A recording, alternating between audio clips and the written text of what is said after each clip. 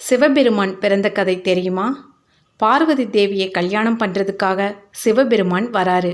அப்போது பார்வதி தேவியோட அப்பா அம்மா அரசரோட பரம்பரையை பற்றி சொல்கிறாங்க. சொல்லி முடித்து சிவபெருமானை பார்த்து உங்கள் வம்சத்தை பற்றியும் உங்கள் பரம்பரை பற்றியும் சொல்லுங்கன்னு கேட்குறாங்க.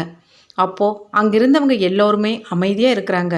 யாரும் பதில் சொல்லாததை பார்த்து கோவப்பட்ட பார்வதி தேவியோட அப்பா, தாய் தந்தை தெரியாத ஒரு பையனுக்கு எப்படி என் பொண்ணை கல்யாணம் பண்ணி வைக்கிறதுன்னு கேட்குறாரு. அப்போ முன்னாடி வந்த நாரதர் தன் கையில் இருந்த வீணையில் டங் டங்குன்னு ஒலி எழுப்பினார். அதை கேட்டு கோவப்பட்ட ராஜா, நான் கேட்குற கேள்விக்கு பதில் சொல்லாமல் நீங்கள் ஒன்று பண்ணிகிட்ருக்கீங்கன்னு கேட்குறாரு. அதுக்கு நாரதர் சொல்கிறாரு, இந்த சத்தம்தான் அவர் பிறந்தது. அவருக்கு ஆதியும் இல்லை அந்தமும் இல்லை. அவருக்கு தாயும் தந்தையும் இந்த சத்தம் மட்டும்தான் சொல்கிறாரு.